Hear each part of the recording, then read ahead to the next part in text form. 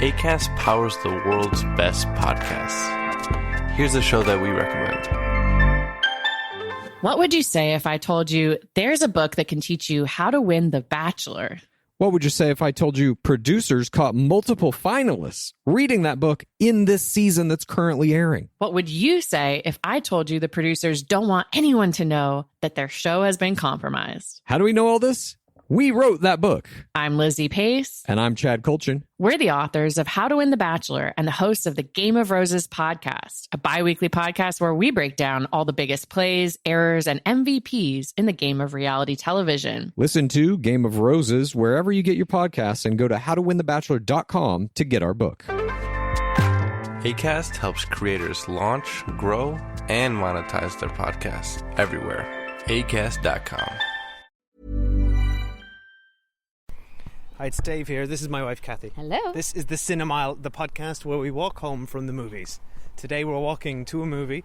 It's called Nope. It's by director Jordan Peele. His third in his trilogy of unconnected movies.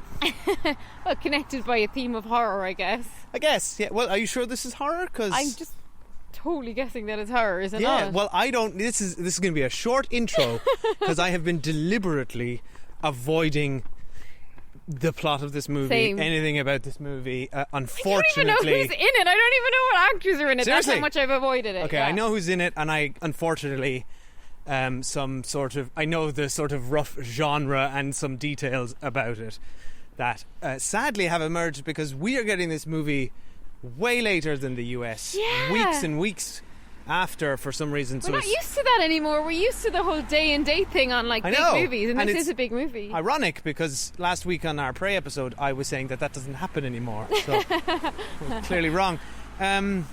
So let's talk about we can't talk about the movie Nope except to say we're very excited for it. Yeah, can't wait. Because we're big fans of Jordan Peele's first two movies. We thought we haven't reviewed Get Out on this podcast, but we did We naturally loved it. we did love it. It's a great movie. We did do an episode on Us. You can go back and listen to that. It's episode 149, which was hard to Google, Kathy realised. Yeah, googling Just the a word second ago. us and Cinemile just came up a Yeah. load of about It's us the About on our Us page. website. He made a very SEO unfriendly movie title. And actually all his movie titles are SEO unfriendly. But also in preparation for this, we have been watching Key and Peele on YouTube because it's fucking brilliant. Yeah, oh my god, it's so So good good, yeah. revisiting some of those sketches. And a reminder of what a ridiculously talented and funny man Jordan Peele is. I know he's And such Michael a good Keegan writer, Key, but particularly director, Jordan Peele. and such a good actor. Like He the is- highlight being that sketch about Goonies 2. And No, he's Gremlins like, 2. Gremlins 2, and he's the Yeah. script doctor who comes in. Just So Google it; good. it's so good. Anyway, we digress. We're gonna go and see the movie now. Can't wait. And I'm thinking back on his last movie. Was that the one with the untethered? The Yes. tethers. So here's my feelings about And the last. what I loved about his last two movies, they're so creative.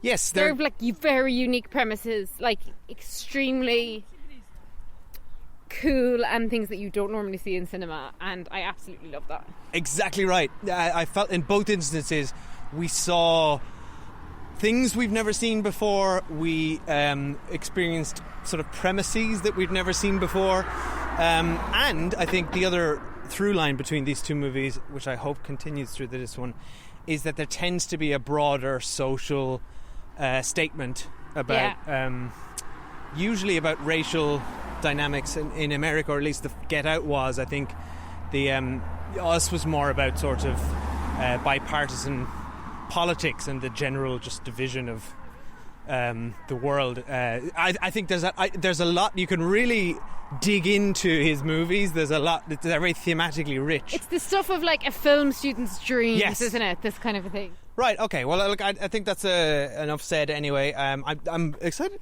I don't know anything about this movie, but strong title. That's Very a strong very title. good title. Yeah, love it. So that's all we have to say about this movie before we see it. So we'll see you on the other side Bye. of Nope. What if I told you that today you'll leave here different? Pops! Pops! I'm talking to you. Bro, what you see? Something above the clouds. That's big. How big? Big. You think whatever killed Pops is out there? Right here, you are gonna witness an absolute spectacle.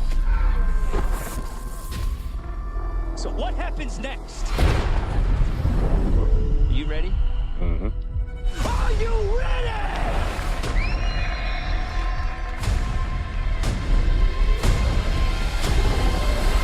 Here we go.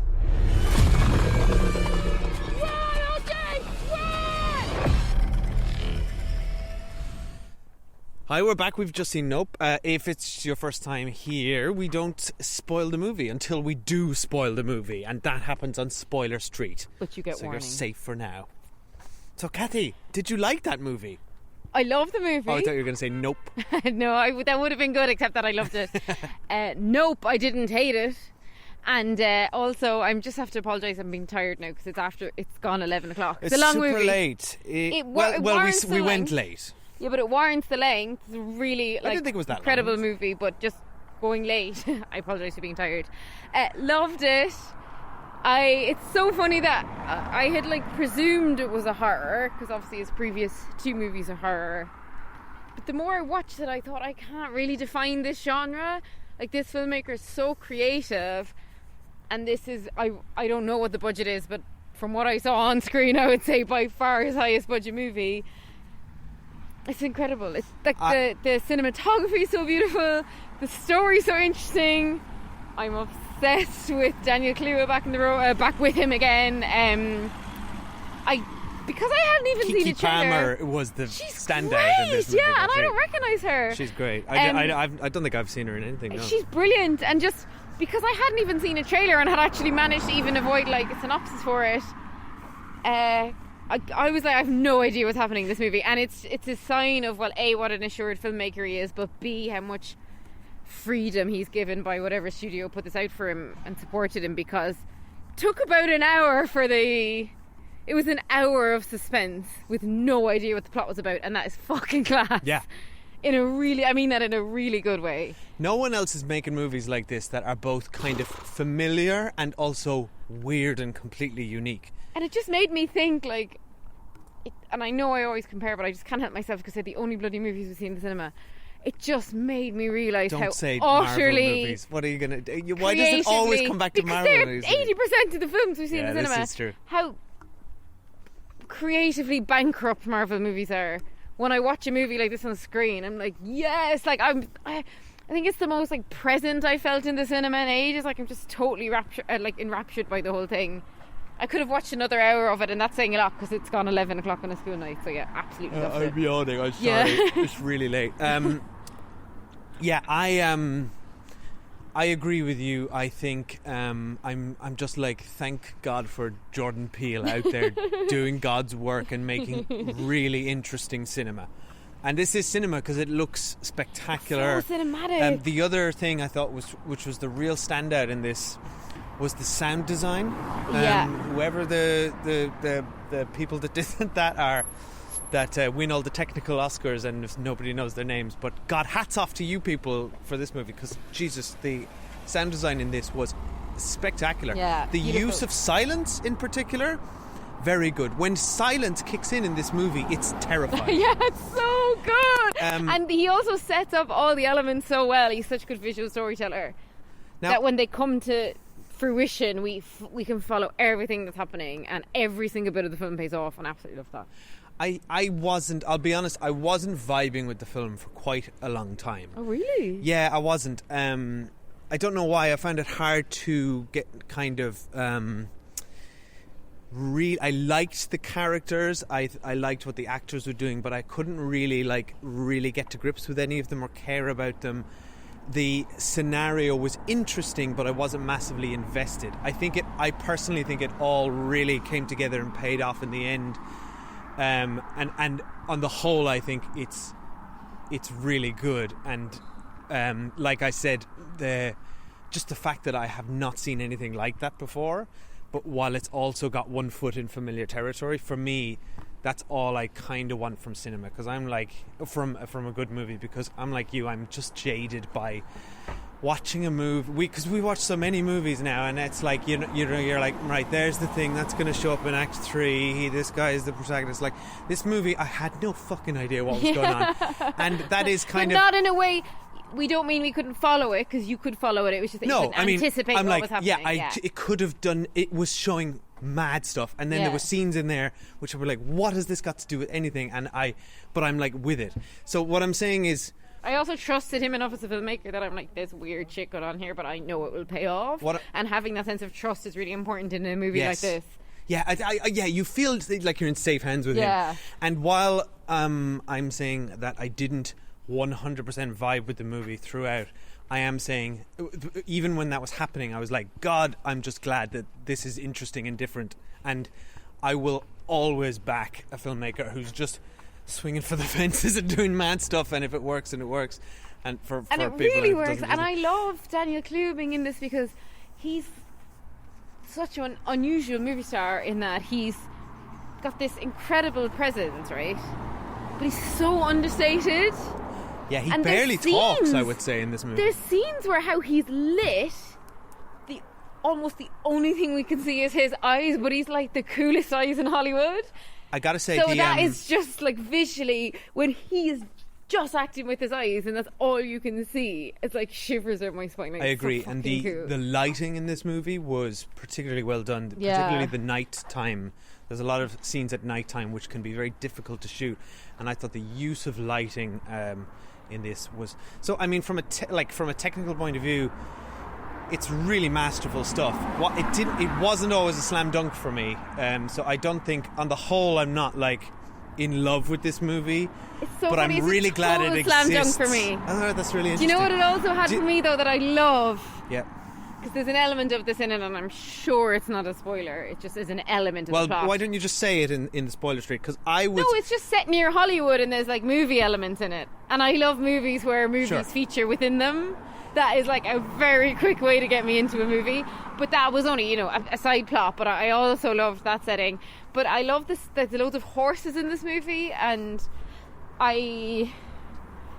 How do you feel about horses? I have no idea what you're going to say. Feelings because you have mixed feelings about horses. I'm personally. By the way, sorry, I'm personally terrified of horses. So when they were running around on screen, I was genuinely afraid of them. But there's this. I don't know if you saw it during the week, but the heat wave in New York, and there was a horse on the side of a pavement, and it was like collapsed from the heat, and it was just like the policeman like hosing it down, and it was so cruel, and it sparked a lot of conversation online that I agree with. About like people shouldn't be going around like riding horses in cities. I say that as someone who's done it on horse and carriages before, but I now won't again after seeing that video. And I was watching this movie and I was thinking, this is like, of course there's proper horse trainers and no horses will have been harmed in the making of this movie. But I thought, but morally are they being harmed because they're being used for our entertainment? And I had a bit of a moral moment about it. But I have to say, overall, I find horses terrifying. So like a stampede of horses is truly terrifying, and when you get that as like a big vista and almost like a western feeling to a movie, it looks spectacular. I think that's a really good opportunity to go to Spoiler Street.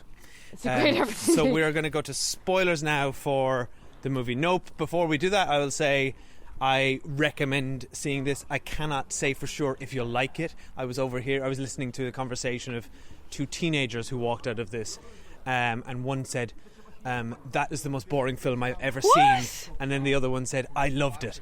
So and they were friends in the same peer group. So we also noticed two separate groups just got up and left the cinema. Yes, so my point there is that I think this is divisive. I don't think everyone's going to love it because it is quite odd and weird and off kilter at points. I didn't think it was. It's interesting, but what I thought was interesting is that people got up and left quite close to the end, and that partially made me think that was baffling to me. Yeah, they Why must be. They must come this far. Yeah, they must have been a little bit bored, to your point. But B, I was also thinking because it was so late on a school night, people might have been like, I didn't realise that, and like you might have to get home to the babysitter or something. Their moms were picking them up. Well, it's like if there's 10 minutes left in the movie, why are you leaving? There were a lot of teenagers there, and I feel like they were coming out for like a 16 rated horror movie movie, and I don't They were think they coming got for what Get they Out. wanted. They were coming for Get I think Out. they wanted a slasher film. Yeah, because there was a trailer for one beforehand, a horror film, and I was like, oh yeah, that's because this is a horror film, and no, this really isn't a horror film. It's not really. What is it? It's got scares and thrills, but I wouldn't class it as What horror. genre, if you had to? Because I spent at I'm least not going 20 to say minutes. until we get to spoiler street. Okay, we get to Now, spoilers. I do have to spoilers- say, I spent at least 20 minutes of watching this movie trying to figure out what genre it was. Okay, so spoilers now. So I said at the top, you have been warned. Spoilers from now. I said at the top. Wait, give them 3 seconds. They've had loads of time because we warned them like 5 minutes ago. Pause. Right, guys, are you still here? If they're still here, we're going to spoil it. So I said at the top, I knew a few things about this movie. I knew it dealt with UFOs, so that's why I kind of had sci-fi in my head. They're not called UFOs now. Yeah, UAPs is what I call them. There's some really lovely dialogue in this. The reason I wanted... Now, you gave the perfect segue earlier, but then we talked for 5 random minutes. I was talking But about when you were horses. talking about animal cruelty and horses, I kind of feel like that's what the theme of this movie is he's trying to comment on the relationship between humans and animals, or humans and nature. And the through line throughout the movie is animals being used for our entertainment. So Yeah, you've it got was the making horses. me feel that. It wasn't just the New York City stuff this No. week, it was the horse stuff I at the think that's what the beginning. movie Yeah. was saying. The whole setting, which I thought was fantastic, with Haywood Hollywood horses. I love that. Right, and I Triple love H, baby. brilliant intro to our main characters. I loved all that. I loved how he is so shy that he can't even Yes. look beyond his baseball cap when he's talking to all these Hollywood folk. that opening scene with the two of them in that movie studio with the horse tells you everything you need to know about our two main characters, how different they Yeah, are. It gives so brilliant good. exposition about the setting of and their history, which I thought was fascinating. Yeah. And their business. And their which business. is about to go bust. And it also, which I did not expect, was a Chekhov's cinematographer, because he comes back later in the movie, and I was like, wow. And we get Chekhov's well-wishing camera Yes, as well. so there's a lot of, I think it's a beautifully constructed script. I like it more the more I talk about it. Such a good writer. Like that scene, to your point, I was thinking the same thing. Like, this is just a whirlwind of a scene. We've learned so much. But it's also even about the funny. brother-sister dynamic. Like, she was late on Yeah. top of coming in and being a total show-off. He's like, don't mention your side hustle. She's like, you're the fucking side hustle. I'm the main event. Yeah. When he thinks he used to talk to that room full of people, he literally can't even speak. He isn't even brave enough to speak up for the horse. He knows that they're about to trigger the horse, and while he's a good horse trainer, he shouldn't be a horse And trainer he's on a also Hollywood dealing set. with the death of his dad. But he's not able to tell them to back away from the horse, which is like his job. So I think that was brilliant. But back to my point, I think they're set up. They are in. Their whole thing is that they are using horses for entertainment. The other massive through line of this movie, which is somewhat tangential but obviously relevant, is Gordo. Was it Gordy the monkey? Gordy the chimpanzee in the show. Yeah, Another what was that animal. about? You see, that's what made The me only thing that links it. realize it's like what's he trying to say here? That's another animal being used for our entertainment, who freaked out and flipped because I loved all that Gordo stuff. and the It was whole, so weird. And it's the same with this creature, who I thought a twist of genius that it's a creature, it's not a UFO, right? So I thought that was brilliant. And it was so unusual looking. Like, the design of the it design is of fantastic it, because yeah. it's like they started with the classic UFO design, and then I was how like, do you make it's that Close organic? Encounters of the third of the. So okay, so you're talking about themes, but I'm talking about genre. So can I the just finish genre? my point on theme? So I think Animal what's the cruelty. genre? Oh God, I don't know. I'll come back to that. I'll answer your question in 1 second. Yeah, I think it's all about man trying to tame. Well, it's man trying to use nature or animals for our entertainment, and that's kind of what they're doing in the third act. The whole mission of the characters is to catch this thing on film, and the whole movie is obsessed with catching things on film, and it all kind of culminates with this kind of random guy who comes in at the end with this silver helmet, who I think represents the worst of modern society. She calls him TMZ. He's But why broken and injured, lying on the ground. He's But like, why did the get creature my eat him, camera, though? I need my But camera. why did the creature eat him if he had a reflective helmet? Because here's the thing, the way to be at balance with nature, is what I'm reading at this, is to not try and tame it. No, don't look at it. That's what Daniel Kaluuya realizes. Don't look at it. He says no. Your man wasn't looking at it, and he was a full-on helmet. He was staring right Reflective up helmet. at it, saying, "Where's my camera?" He wanted to catch it on camera. But he had the helmet over his eyes, though. I mean, It senses you beneath. well, if we want to get into the particulars I of don't. how the Please, creature knows that what has eyes and what's looking at it, I mean, that doesn't really hold up. It can see googly eyes on giant inflatables, and it thinks that those are people. I mean, it's like none of that really adds Its up. But sense whatever. of what makes an eye is slightly off. But I'll answer your question as to what genre I think this is. I think this movie is Jaws. It's the closest thing that may remind me, particularly in the second half. That's what it reminded me of the most. It is But what basically genre instead is Jaws? of good question. Is it its own it's genre? It's Man a sort Tames of a Beast. thriller. Yeah, it's Man Tames Beast. It's the same thing. It's a group of people coming together. All those guys making that plan in that house felt like that scene. And that like dinner, it felt like the scene on the boat in Jaws, and then they execute their plan, and it's So like, there, is I'm it- going to need a bigger boat moment. Is we need a camera without electricity. yes, essentially. We need a windy camera. Honestly, though, it really reminded me of Jaws. Okay, There's a lot of yeah. moments where they're looking, instead of looking in the water and looking for movement, they're looking up at the sky, and that felt really novel to me, that the threat is in the clouds. I don't think So, I've ever seen that before. Man versus Beast, yeah, absolutely. It's also, though, has real visual hints of westerns. Yeah, there's a lot of Western overtones in there with the whole. We haven't even talked really about Stephen Yeun and Ren Schmidt from For All Mankind showing up as I was his so wife. excited when she showed up and then she did absolutely nothing. But Because she's so big in For All Mankind, I was like, okay, so she's at some point going to be inside the creature and going to get a scene. I kept waiting for her scene that never came. But I think it's not, definitely there is side, like I know there is they sci-fi wasted to her. it. I think that their whole plot ties into the theme as well. There's literally a group. They're trying to tame this thing. Trying to turn it into a show that happens every Friday at 5 p.m. I mean, that was a the audience terrible are there idea. to watch it. I wanted to see their reality show because there was a poster for it, and I wanted to see their reality show, and I'm Yeah, fucking that would be devastated we interesting. didn't get to see I it. loved all the world building he did, like Kid Sheriff, the show that Stephen Yeun as a child starred in. And What about when he goes, oh, the this is my sitcom. first ever crush and my friend, and it was a girl who'd been mauled by Oh, the monkey. God. That felt like a Sorry, funny touch. I mean, we said it wasn't horror, but that whole thing with the monkey was pure yeah, horror. there Like, was real horror that was elements. terrifying. Yeah, there was definitely real horror elements. A little bit of a Planet of the Apes vibe there as well for me on that one. But again, honestly, I think, can't say what the genre is. That's why I'm so fascinated by this movie. It's fucking unique. that's what like. I mean by it's like it's familiar in that it feels like a lot of genres we know. It feels like horror, it kind of feels like sci-fi, but it's also unlike anything you've kind of ever seen before. And it's Do you know what's so interesting about him? Like, he's basically become one of those directors, and this is, once in a generation thing. You say his name, he's an auteur. Yeah, he's the star. It's a He's Jordan the Peele draw. movie. He's Yeah, the genre, yeah, though. exactly. And I love that he's done this because I had just presumed, and I'm sure most people would, that he would have come out with another horror film.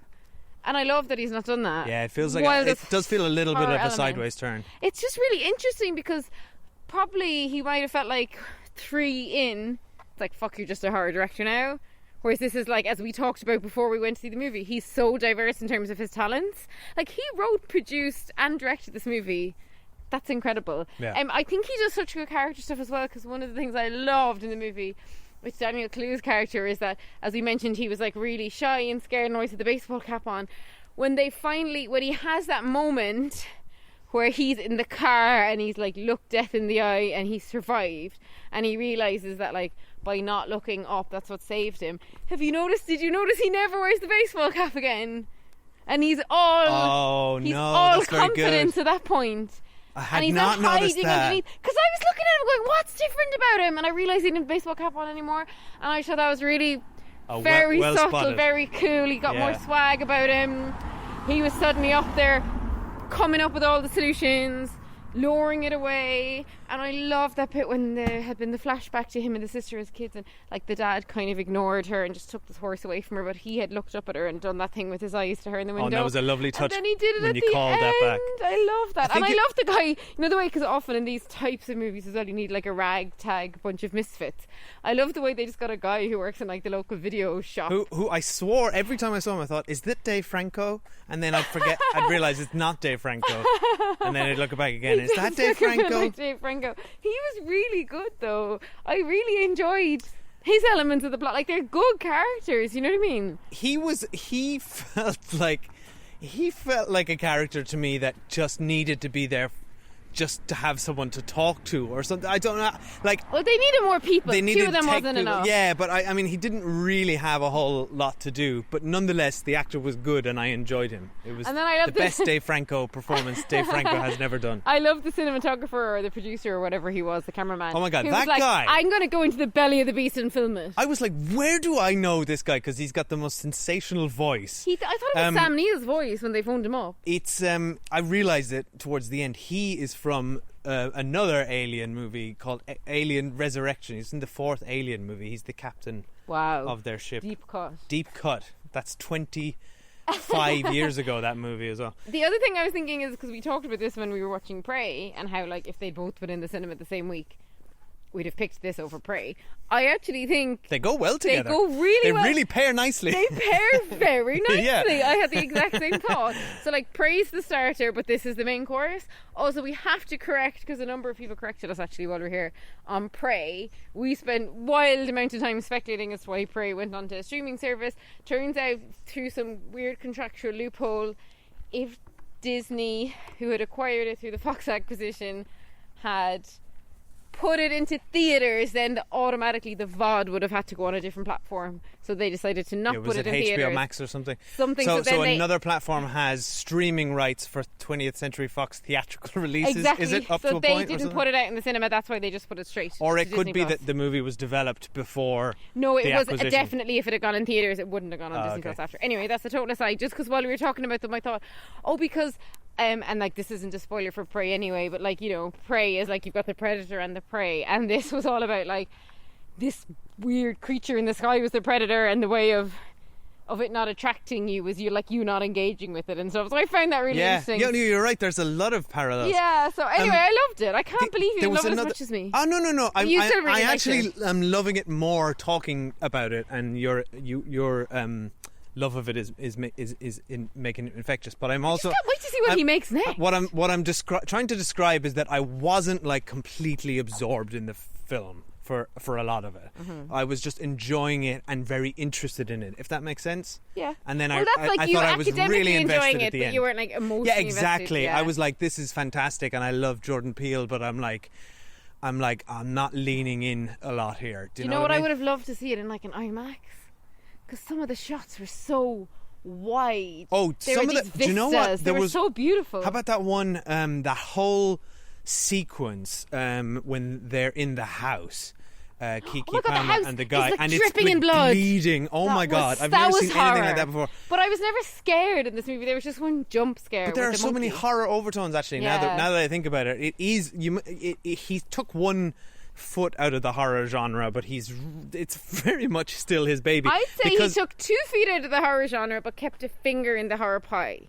Okay, sure. Well, here's another one from the horror pie. Remember the scene where the pie made of kids fingers. scare him dressed as aliens? Oh my God, that was scary. legitimately terrifying Yeah, that was because really we good. thought they were aliens. And I love when he just goes, nope. And it was so creepy. That Why bit is it where called Nope? that bit where where the second kid leaned out in the exact same way, I was like, oh my God. So it's called nope because they just. I love when he think- just goes nope. I think like when it's he's called scared. That's Nope what he says. because he realizes that it's the solution to dealing with this alien beast is to not engage with not it, not engage. to look at it, and it's to reject this whole notion of trying to, they even refer to it as the impossible shot. We're trying to tame nature for our own entertainment, and look what happened. Look how a fun it was, chimpanzee though. goes mad because of a balloon. And How fun was it when she set up Chekhov's well and got all the photos of it? Now, what I would have loved to see, and there might have been a post-credit scene, excellent. we didn't stay around. I wanted to see them on Oprah talking about it. No, that would have ruined No, it. it wouldn't You have. wanna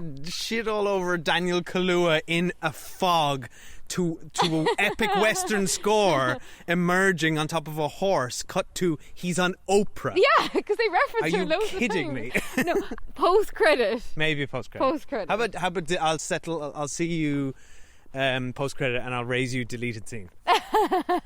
That'd be amazing. On I the also Blu-ray. thought, I just had this funny thought, throughout the whole movie, which is what are you doing, lads? It doesn't matter what you film. Half the world will think it's real, half the world will think it's fake news. Like, that's the other thing. You can't. We live in a post-truth era, and that applies to video and audio. And but no one even believed UFO pictures back in the 50s. Like, never mind now, where I can Photoshop on my own phone as we're walking home from the cinema. Never mind, your man's recording it on a non-electrical camera he made himself. Now he is, to be fair, he is. A legitimate I thought he's cinematographer, very cinematographer. famous. They established that. So he would be known potentially for filming Truth. Don't know about the others. Sorry, I just thought about another horrifying movie, which makes me think this movie really is a horror movie. When all those people get sucked into the creature and we see what it's like inside in it, and it was awful. Do you know what Here's it's another like? thing. It's like my worst nightmare, which is being trapped in a bouncy castle. Yes, it was exactly that. It was like they filmed. I loved the sort of the sort of fabric-y kind of nature of the alien when it opened up, and it was kind of all like it was like a hot air balloon. It was spongy, wasn't it? Do you know what was so cool as well at the beginning? All these shots were flashing up of like a man on a horse, like the kind of weird bouncy castle thing, the monkey, and I was like, what the fuck's going on? And then by the end I'm like, oh yeah, I get all those weird shots. I just loved all that. There was stuff flashing up, like it was so weird. That was the Monkey Paw production studio ident, was but it? At the very beginning there was like this audio of the monkey. Then there was the man on the horse and like an old timey reel. Like there was all this stuff just popping on screen. And the other thing was he put the credits over the creature's square. I did not notice that. Like esophagus or That's whatever. Awesome. Yeah, okay, do you remember? but we need to get off now because we're nearly home. Yeah. Anyway, I really liked it. It gives you a lot to talk about on the walk home from the movies. It's an exciting and interesting movie, and I can't wait to see what he makes next. Honestly, so fun. All right, everyone, let us know what you thought. Did you leave before the movie ended? If you did, you shouldn't be listening to spoilers. I'm actually more interested in hearing from people who really didn't like this. Why?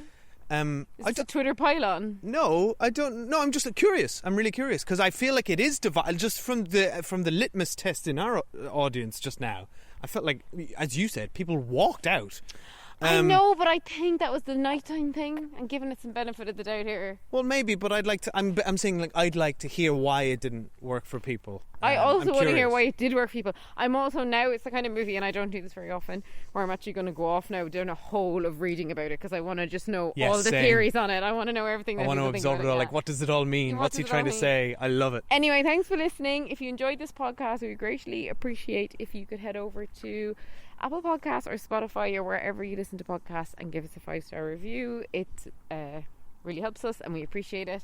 Or join us over on socials on Twitter at The Cinemile and come chat to us. And if you like the movie Sunshine, another sci-fi movie. If this is sci-fi. Is this sci-fi? That is sci-fi. And we did a episode over on our Patreon page on that at patreon.com/The Cinemile with Will and Kev from the Best Bits podcast, and we had a great time doing it. Great time, and we are just about in the next couple of days when it comes out to watch the first episode of House of Dragons and talk about that over on Patreon as well. And we'll probably watch She-Hulk tomorrow, so we'll talk about that at some stage. I'm dying to watch She-Hulk. Yeah, we'll do an episode on that for Patreon as well. Okay, bye. Bye.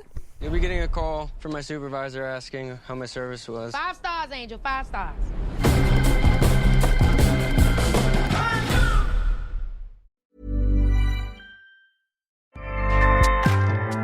Acast powers the world's best podcasts. Here's a show that we recommend. I'm Jessie Cruikshank, and I've always been told I have a face for podcasting. So I launched a podcast. It's called Phone a Friend because each week I'll break down the biggest stories in pop culture. But when I have questions, I get to phone a friend. I'll phone a royal watcher to find out why Prince Harry is acting like a real housewife. I'll phone a tween to please explain Euphoria. And maybe I'll even phone a Backstreet Boy to find out if I still have a chance. I don't? Okay. New episodes drop every Thursday wherever you get your podcasts. Acast helps creators launch, grow, and monetize their podcasts everywhere. Acast.com.